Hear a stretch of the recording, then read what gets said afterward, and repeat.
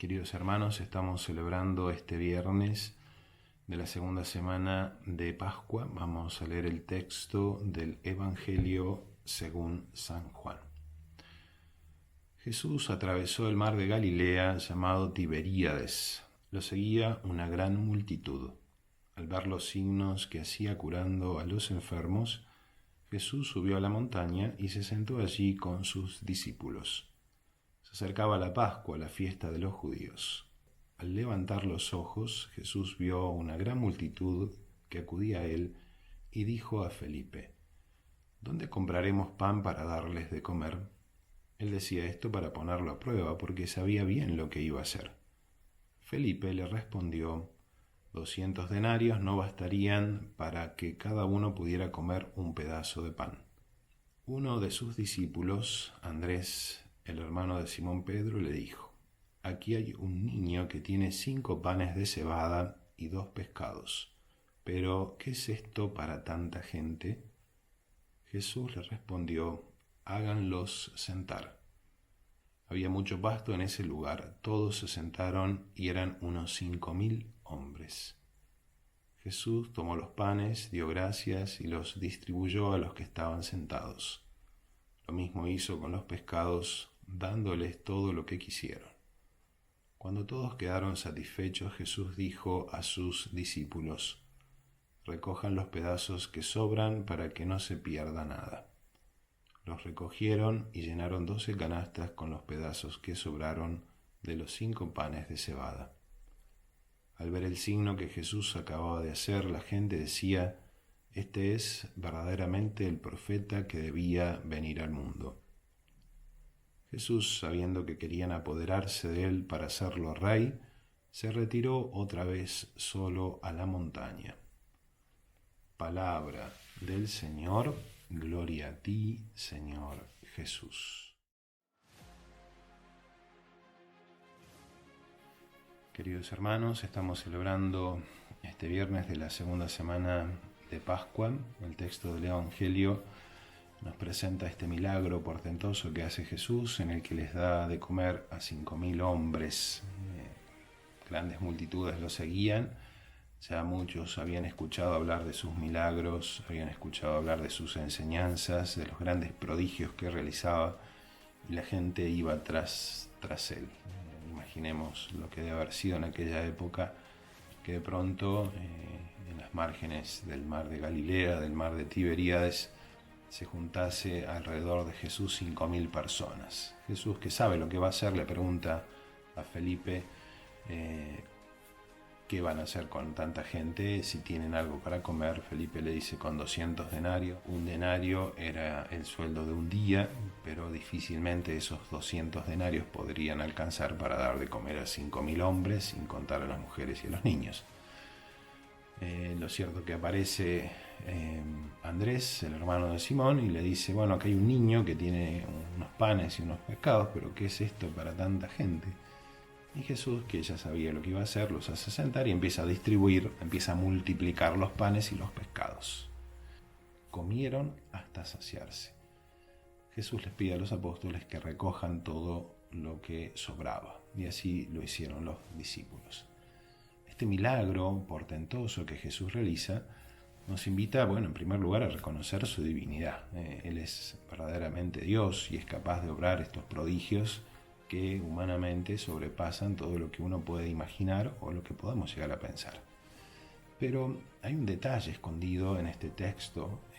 Dice que después que Jesús terminó de hacer el milagro, la gente estaba contentísima. Nadie les había dado de comer, nadie los había tratado así, nadie enseñaba como él.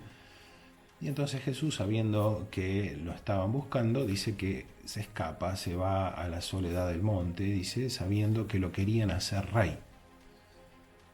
Dice: pero Jesús no vino para ser rey. Pilato nos le pregunta: ¿tú eres rey? Sí, soy rey, pero mi reino no es de este mundo. Esto que Jesús le responde a Pilato, y de alguna manera le responde indirectamente a la multitud que buscaba para hacerlo rey, y él se va porque no quiere que lo hagan rey. Es decir, no quiere que lo hagan rey en los términos en los que la multitud lo busca. porque la multitud busca un rey humano, un rey que satisfaga sus necesidades físicas, sus necesidades corporales, sus necesidades materiales. Y Él no vino a eso. Él vino a traernos la redención que implica la vida eterna, la vida del Espíritu. Eso es lo que principalmente Jesús quiere que nosotros comprendamos. Su reino no es de este mundo, como tampoco nuestro reino, nuestro hogar, nuestra casa, es este mundo. Y esto a veces nos cuesta. ¿Por qué nos cuesta tanto la muerte? ¿Por qué nos cuesta procesar tanto el concepto de que nuestra vida acaba? Porque a veces estamos convencidos que la vida es esto nada más, y que se acaba esto y se acaba todo. ¿Por qué a veces nos cuesta tanto aceptar la partida de un familiar?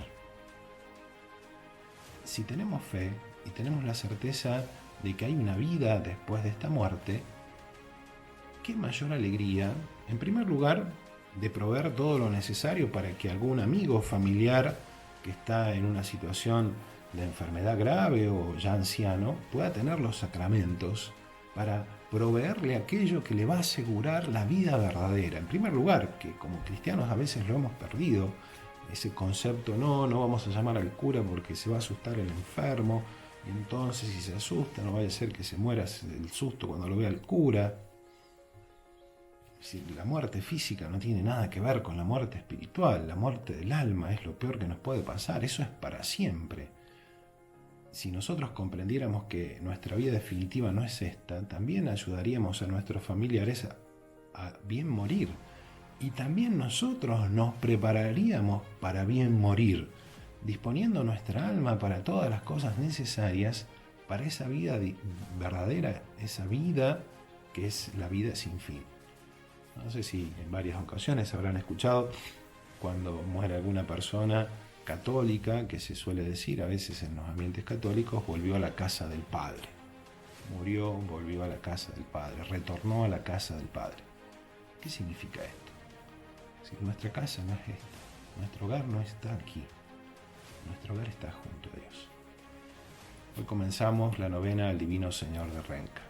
Cada uno de los días de la novena, el Padre Rocha, allá por 1950, dejó como un ideario que nos ilumina en los misterios de nuestra fe, comprendiendo en primer lugar lo que es la devoción al Divino Señor de Renca, y después en cada uno de los días meditando sobre los fundamentos de nuestra fe en Dios.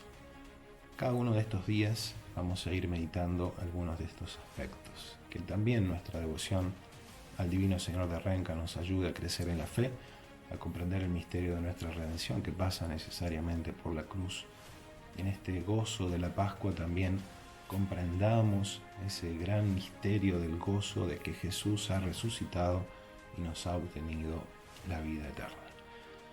Divino Señor de Renca, ten piedad y misericordia de nosotros. Y la bendición de Dios Todopoderoso, Padre, Hijo y Espíritu Santo, descienda sobre ustedes y permanezca para siempre.